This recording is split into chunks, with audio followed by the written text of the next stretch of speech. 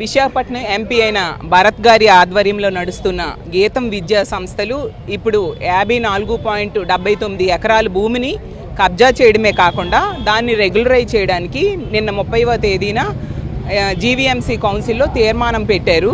అడ్డుగోలుగా మా కౌన్సిలర్స్ని వాళ్ళు కొట్టేసి మరి తూతూ మంత్రంగా ఆమోదం తెలిపినట్టుగా చేసుకోవడం జరిగింది. అంటే వీళ్ళు ఎలాంటి రాక్షస పాలన ఈ రాష్ట్రంలో చేస్తున్నారో అర్థమవుతూ ఉంది.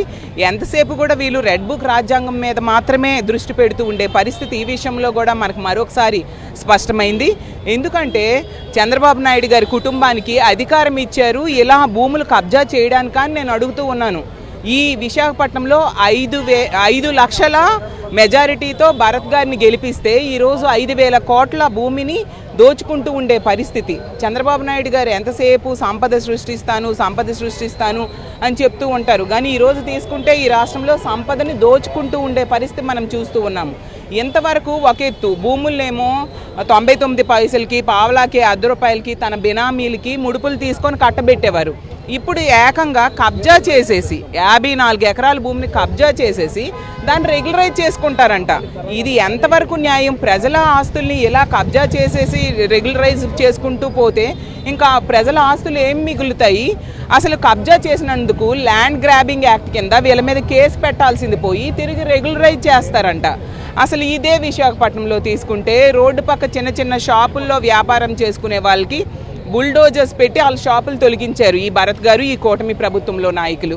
అలాగే ఎక్కడైనా పేదలు చిన్న స్థలంలో, ప్రభుత్వ స్థలంలో చిన్న పూరి గుడిసె వేసుకుంటే ప్రొక్లైన్స్ పెట్టి తొలగించిన పరిస్థితి మనం చూసాము. కానీ ఇప్పుడు పెద్దలకి 54.79 ఎకరాలు ఇలా అప్పనంగా కట్టబెడుతూ ఉన్నారంటే ఎంతవరకు సమంజసం? అలాగే ఈ విశాఖపట్నంలో ఒక బీసీ మహిళా మేయర్ని అడ్డగోలుగా ఆ రోజు దించేశారు. దానికి కారణం ఈరోజు ఈ విశాఖపట్నం ప్రజలకు అర్థమవుతూ ఉంది. ఎందుకంటే ఈ 5,000 కోట్ల ఆస్తిని రెగ్యులరైజ్ చేయడానికి ఈ విధంగా చేశారు. 2012లో రెవెన్యూ శాఖ జీవో నెంబర్ 571 ఇచ్చింది. అందులో స్పష్టంగా చెప్పారు ప్రభుత్వ భూమి ప్రైవేట్ సంస్థలకు ఇవ్వకూడదు. అలాగే 2011లో సుప్రీంకోర్టు ఒక జగ్పాల్ సింగ్ కేసులో తీర్పు ఇచ్చింది.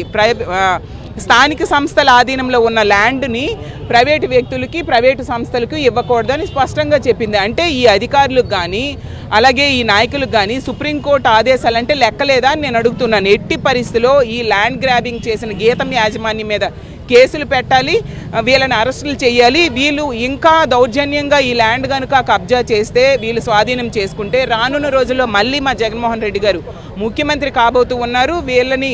వీళ్ళు ఆక్యుపై చేసుకున్న ఆ ల్యాండ్ని మళ్ళీ ప్రభుత్వం స్వాధీనం చేసుకుంటుంది. వీళ్ళ మీద కేసులు పెడతామని తెలియజేస్తున్నాం.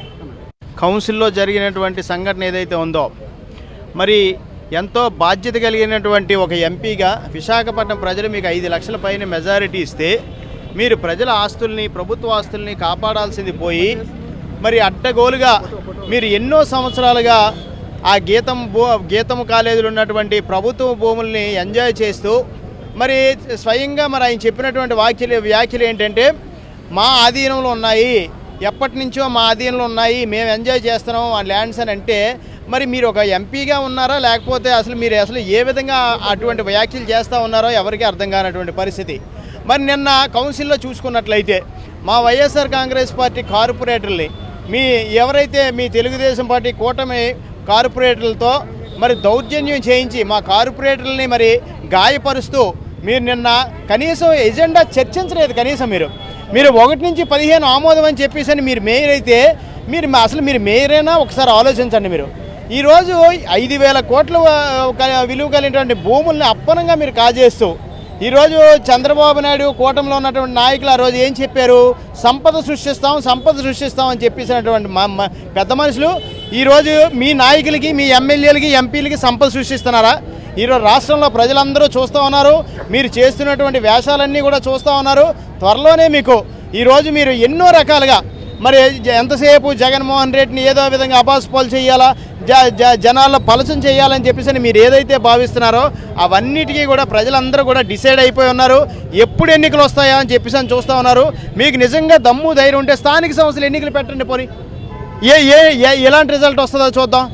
కాబట్టి ఇటువంటివన్నీ ఇప్పుడు కన్నా సరే మరి మార్చుకొని ఆ వెంకటేశ్వర స్వామి, కలియుగ వెంకటేశ్వర స్వామి, మరి ఆ కూటమిలో ఉన్నటువంటి నాయకులందరికీ బుద్ధి వచ్చే విధంగా ఈరోజు పవన్ కళ్యాణ్ ఆ భూముల గురించి మాట్లాడు, లడ్డు ప్రసాదం గురించి మాట్లాడు, ఈరోజు మళ్ళీ దాన్ని ఏమారుస్తూ ఫ్లెక్సీలు వేయడం, ఎంత దారుణంగా మీరు బిహేవ్ చేస్తున్నారో ఒక్కసారి మీరు అందరూ కూడా ఆలోచించుకోండి.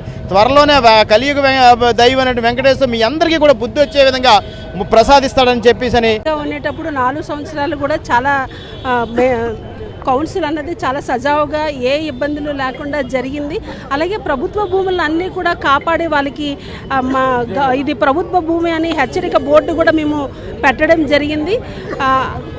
అవన్నీ కూడా వాటికి చుట్టూ ఫెన్సింగ్ వేసి వీలైతే కొన్నిట్లో పార్కులు కూడా ఏర్పాటు చేసి మా ప్రభుత్వ భూములన్నీ కూడా కాపాడడం జరిగింది. కానీ కూటమి ప్రభుత్వం వచ్చిన తర్వాత గీతం యూనివర్సిటీకి 55 ఎకరాలు, అందులోనూ 5,000 కోట్లు విలువ చేసే భూమిని దారాదత్తం చేశారు కూటమి నాయకులు. ఇది 571 జీవో ప్రకారము ఇది చట్ట విరుద్ధము. అయినప్పటికీ కూడా వాళ్ళకు ఇవన్నీ చేసుకోకుండా వాళ్ళకు అనుకూలమైన మేయర్ని పెట్టి ఈరోజు వాళ్ళకి అనుకూలంగా అది ఆమోదించడం జరిగింది. నిజంగా నిన్న కౌన్సిల్ జరిగిన విధానము ఒక బ్లాక్ డేగా చెప్పొచ్చు. ఎందుకంటే కార్పొరేటర్స్ని కూడా దౌర్జన్యంగా హింసించడం జరిగింది. అలాగే ఎవరు కూడా ఎజెండా చదవకుండా వాళ్ళే మేయర్ గారు ఆమోదించడం కూడా జరిగింది. అంతేకాదు ఇప్పటివరకు కౌన్సిల్లో ఒక పోలీస్ అన్నది వాళ్ళు రాలేదు అసలు కౌన్సిల్లో. నిన్న పోలీసులు కూడా కౌన్సిల్లోకి రావడము ఇదంతా ఒక బ్లాక్ డేగా చెప్పొచ్చు.